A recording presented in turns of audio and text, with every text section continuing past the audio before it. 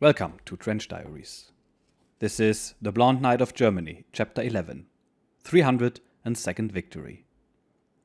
Looking ahead is part of the challenge of living. Captain Eddie Rickenbacker. Erich's interview with General of the Fighter Arm Adolf Galland at his Berlin Gato HQ was brief and to the point. Galland wanted to transfer Erich to the Me 262 Test Commando.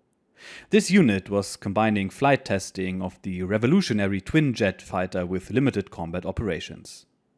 Erich's piloting skill and fighting record undoubtedly suited him to the task Galland had in mind, but the Blond Knight did not wish to transfer. Explaining to Galland his deep attachment to JG-52 and his comrades, and his conviction that he was best serving his country on the Russian front, Erich followed with a direct request that his transfer to the Test Commando be cancelled. Galland as a commander had an uncanny instinct for detecting hidden motives in his subordinates, and Erich's request rang true. Galland valued comradeship as vital to the fighter arm's morale, and he saw the merit of Erich's request. He cancelled Erich's assignment to the Jets and rescinded an order that had taken the Blond Knight off combat operations after he had received the diamonds. Galland then cut orders assigning Erich to the fighter pilot's home in Bad Wiessee for rest and recuperation prior to return to the Russian front. Erich left Galland's HQ greatly relieved that he would remain with JG-52 and more eager than ever to see Usch. On the train journey from Berlin to Stuttgart, Erich made up his mind that previous marriage plans would be set aside. A year ago, when they had become officially engaged, he and Usch had decided to wait until he was promoted to captain before getting married. Just last month, they set that arrangement aside in favor of a wedding at Christmas 1944. Now, everything had been changed by the war situation and by Erich's receipt of the diamonds. Usch was waiting when Erich piled out of the train in Stuttgart. He embraced her and kissed her, his face all smiles. "Usch, darling, we're going to get married now, on this leave. We are not going to wait anymore." The future Mrs. Hartmann looked at him in surprise. "But Erich, we just decided last month that we would wait until Christmas." "I know, but things have changed. We have many married men in my group at the front, men with families. They will get priority for Christmas leave. I probably won't even get home then." "But Erich, I don't even have a dress to get married in." Usch looked a little unhappy. "You can buy one, Usch, today if you like, but we must get married while I have the leave and the opportunity. Getting the diamonds has changed things as well." As they walked out to the car, Erich explained that they could get married down in Bad Wiessee at the Rest and Recuperation Center for Fighter Pilots. He had been ordered there, and that meant they would not be able to get married in Weil or Stuttgart. Erich saw that Usch's face got a little longer as he delivered this news. Traveling about inside Germany was becoming increasingly difficult and hazardous. Sensing her disquiet, he leaned over and kissed her again as they sat down in the car. "You will be my 302nd victory," he whispered. Usch's face lightened. "Is that what you're saying to everyone now, Erich Hartmann? That Usch is just another victory?" "No, not just another victory. The only one that matters." Erich kissed Usch again, and he knew she would come to Bad Wiessee for the wedding. 2 whirlwind days followed, which included a citizen's reception for Erich at the Sports Palace in Weil. Then Erich was off to the fighter pilot's home in Bad Wiessee. He left Usch preparing frenziedly for the most important day of her life. The wedding would take place on the following Saturday. Usch would come down by train via Munich on Friday, arriving at noon. This would give them time to conclude final details together. The plans were one thing, the actual events were something else. Things went smoothly enough for Erich. The fighter pilot's home was a comfortable and rambling building with a large central banquet hall, a perfect place for the reception. Plenty of fighter pilots were on hand to assure a gay atmosphere. Tea dances were held every weekend, to which young women flocked from the surrounding area for the attentions of the dashing young airmen. Manicured grounds and a nearby lake with sailboats for the tired fighter pilots completed an idyllic backwater in which the war could be forgotten. Bad Wiessee was a perfect place for a honeymoon. Installing himself in the fighter pilot's home, Erich started organizing. He went to the local courthouse and arranged for the marriage license and other necessary documentation. Reception arrangements were lined up, food, champagne, general catering, and an orchestra for dancing at the reception. Erich was soon irrevocably committed to a wedding with much expense involved. He telephoned his father in Weil in a fever of apprehension. "Everything here is set, father. All the arrangements are finalized. Ush has got to come." Dr. Hartmann's voice was reassuring. "Of course she'll come," he said. "Father, I want you to be sure that she gets the train out of Stuttgart on Friday. Could you telephone the Luftwaffe provost there and explain to him? Perhaps he will help her get to the railway station." "Certainly I will, my boy. Now, don't worry about it. Just be there to meet her." As Erich hung up the phone, he reflected on the solid and quiet support he had always received from his father. Ush was just as determined to get to Bad Wiessee as Erich was for her to make the trip. An irresolute woman would probably have abandoned a journey fraught with the difficulties that confronted Ush. The Stuttgart railway station had been bombed out. Checking into the makeshift railway timetables, Ush found she would have to get an early morning train from Kornwestheim in North Stuttgart in order to reach Bad Wiessee by noon.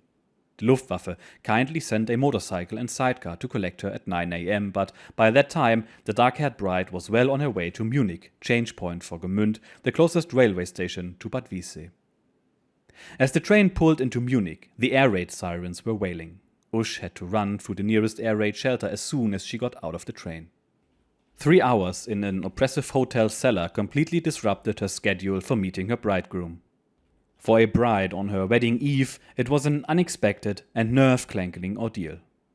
At the fighter pilot's home, meanwhile, the bridegroom with the diamonds at his throat was undergoing a different kind of ordeal. Elfsnight is a German tradition corresponding to similar prenuptial celebrations in other Western nations. The bridegroom's bachelor friends concentrate on getting him drunk for the last time as a bachelor. The celebrants then hurl old pottery and china into a fireplace, and the bride and groom clean up the mess the following day as their first domestic task as man and wife. Elfsnight began rather early for Erich. Shortly before noon, Erich drove to Gmünd station with Dr. Alfred Rosbach, resident physician for the fighter pilot's home. The doctor enjoyed the wartime luxury of a small car. Wreathed in smiles and bursting with anticipation, Erich strode quickly down the length of the train looking for Ush. Disembarking passengers were soon all off the train, but Ush was not among them. As the train whistle blew for departure, Erich quickly checked the train again, compartment by compartment. Ush was not aboard. "Ush must have missed her train connection," he said. Dr. Rosbach's professional manner was soothing. "She will get the next train, Erich. Let's find out when we can meet it." The next train was due in 2 hours. Erich was upset. He was even more upset when he tried to call Stuttgart. The bombing had knocked out the telephone exchange, and he was unable to complete the call. Dr. Rosbach rose to the professional challenge inherent in the crisis and prescribed the proper palliative. "Let's go back to the fighter pilot's home and have a drink," said the doctor. Erich nodded in agreement, and off they went, chugging back over the country roads to Bad Wiessee. When they got back to the home, Elfsnight began for Erich. Today, a successful physician in West Germany, Dr. Rosbach describes the ensuing events. "Elfsnight started very early in the afternoon in my room, and in a short time we were all in a very happy alcoholic mood. We broke off proceedings briefly to drive again to the Gmünd station to meet Ush at the next train. Still no Ush. The dilemma was fought with large quantities of champagne and cognac, and after a while things did not seem anything like as serious as they had previously. 2 more trains arrived, which we dutifully met, but still no bride. The mood of the Elfsnight party became even more critical. Walter Krupinski spoke up. "She's thought the better of it, Bubi. She's backing out."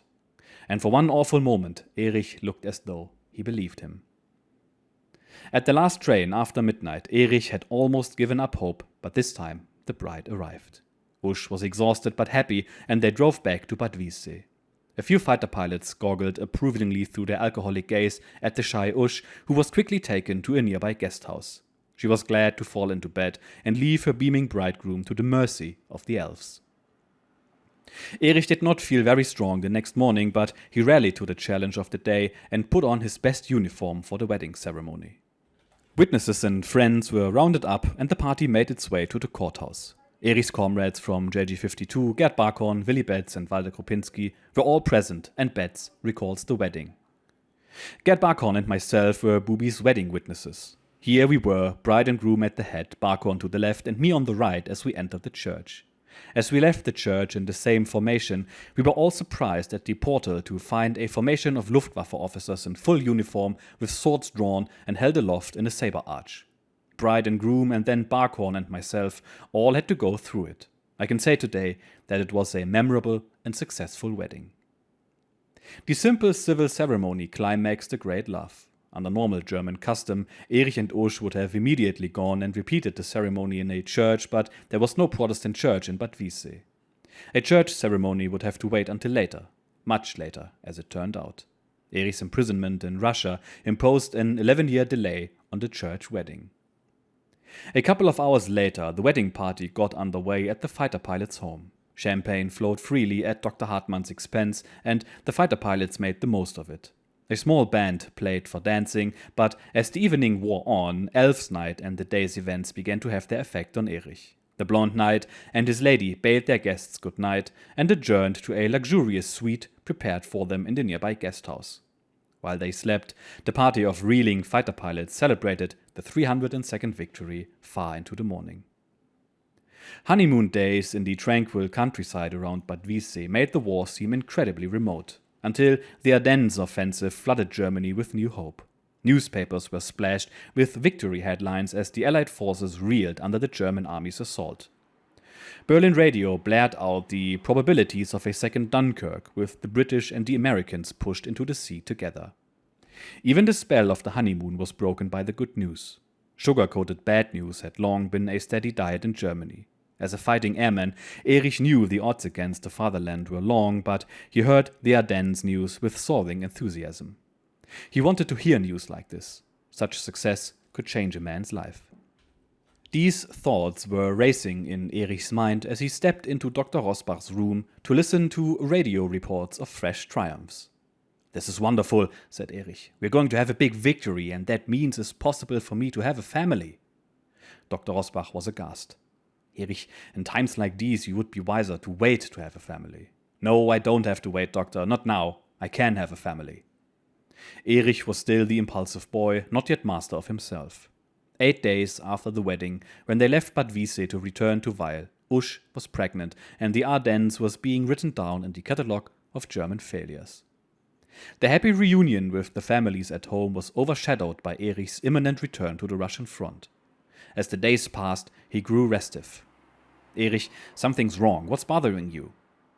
Usch already knew Erich better than he knew himself. "It's my Gruppe, Usch, back at the front. I keep thinking about them all the time. I don't feel I have any right to be here in such happiness while they are out there fighting. I'm going to go back." Usch's face fell. "But Erich, your leave still has 2 weeks to run." "I know, but I've got to go back. You understand why, don't you?" Tears were welling up in her eyes as Usch nodded and smiled wanly. "Do what you have to do, Erich. I'll help you get ready." A few hours later, Erich was clambering into a Storch at Böblingen Airport. He taxied the little ship to the end of the same field from which he had taken off so many times in his gliders and in his mother's Clem two-seater. Gunning the Storch into the wind, he felt her lift beautifully to his touch. As Usch's lovely face went flashing by below, there was a moment to wave, and then she was gone. He set course for Krakow, where an Me-109 would be waiting to speed him back to the front. Under his breath, he cursed the war blackly.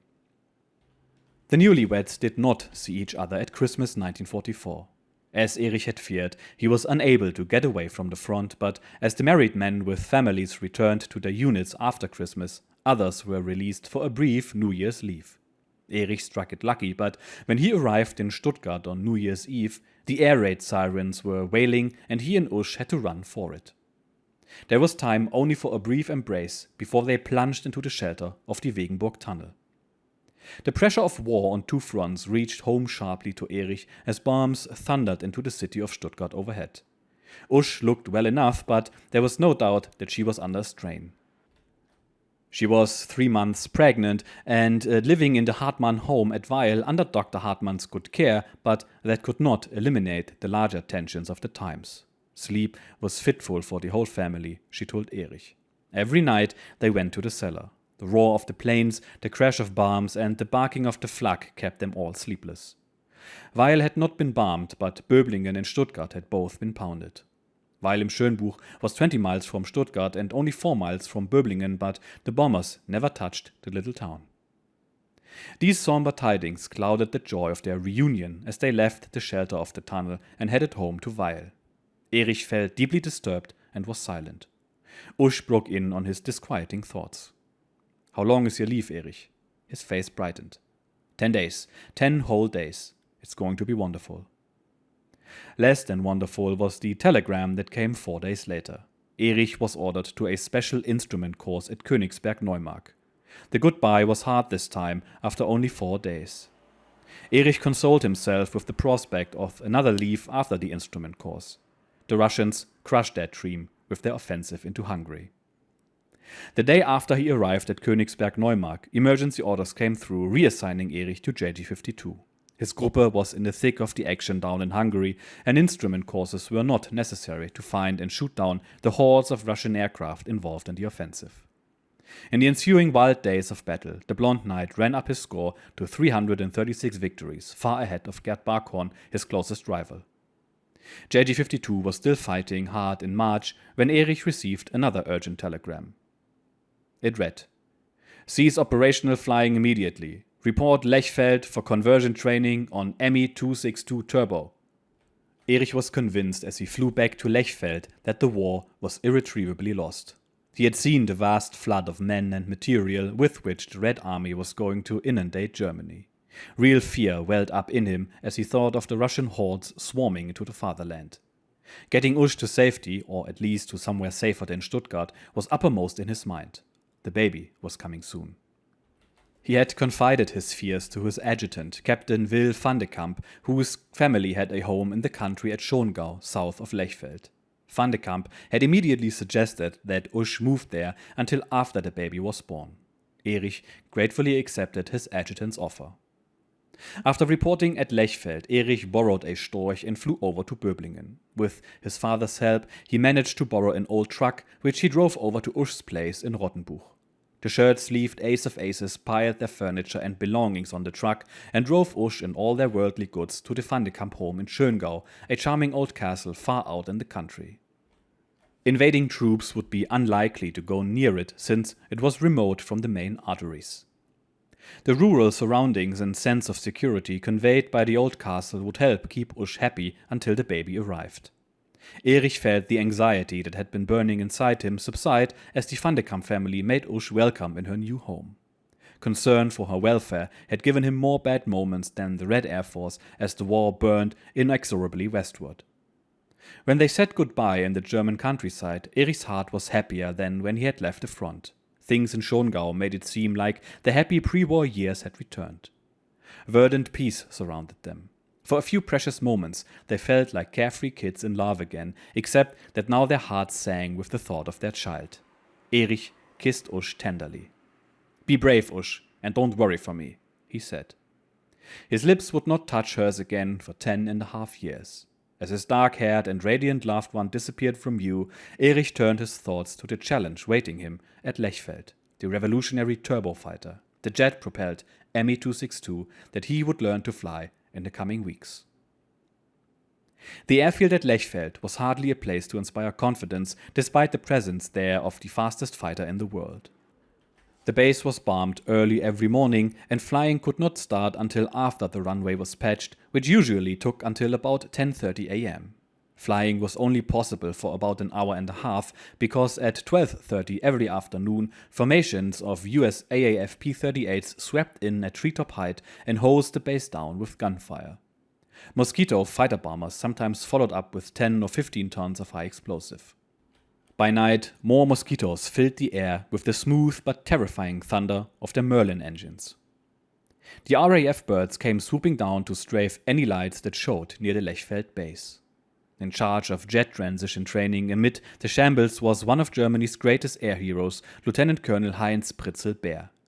Pritzel was not as well known to the German public as Erich Hartmann, Hermann Graf or Adolf Galland, but in the estimation of his fellow pilots, none stood above him. A dark-haired, medium-sized man with a hawkishly handsome face, Heinz Beer was a hero's hero. He wore the swords at his throat and by rights should have worn the diamonds. 204 victories stood to his credit at this time, and he had fought on every front where German fighters met the enemy.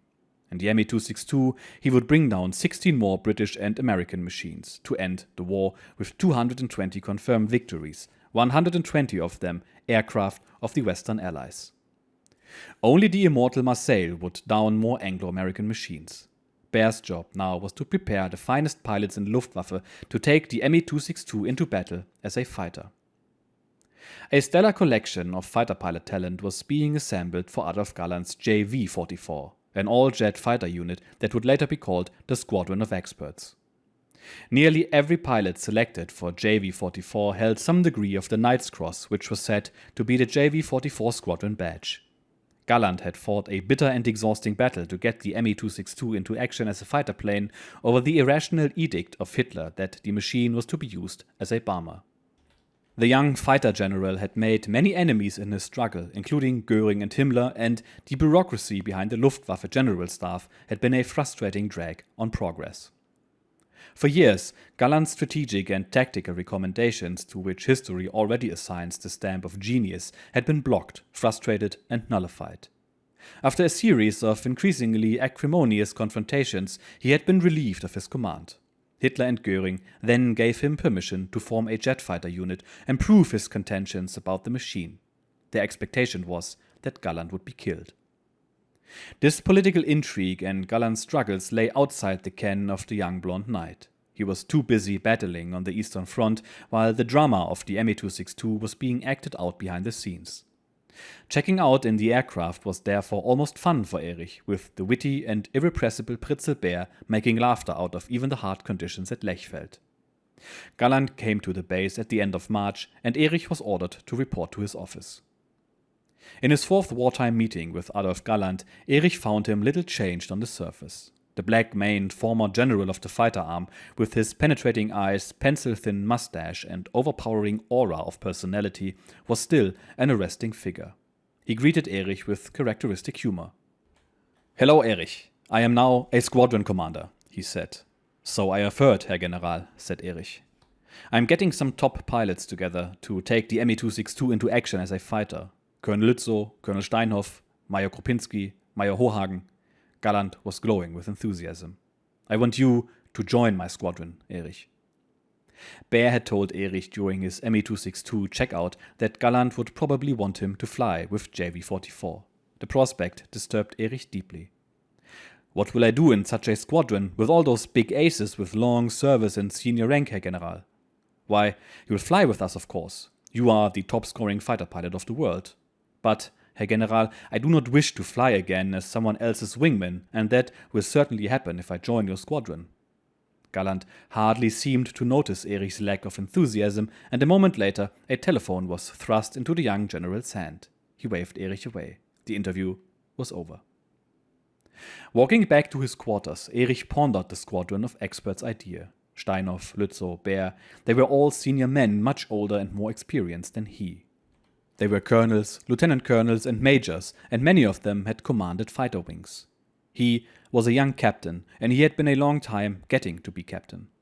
He had the most victories, that was true, but beside Galland's experts in JV-44, he was a little boy of 22, and he knew it. Erich kicked a piece of shattered brick out of his way as he walked along and cursed his luck. He'd rather be back with the first group of JG-42 on the Eastern Front, where he felt he belonged. There he was a Gruppenkommandeur and had some control over his fate. He wondered how he was going to get out of the squadron of experts. The following day, an urgent telegram came to Lechfeld from Hermann Graf, Commodore of JG-52, which was now operating in Czechoslovakia. Graf requested Erich's urgent return to command of the 1st JG-52. The unit was under heavy combat pressure. Graf's request proved a timely intervention in Erich's dilemma.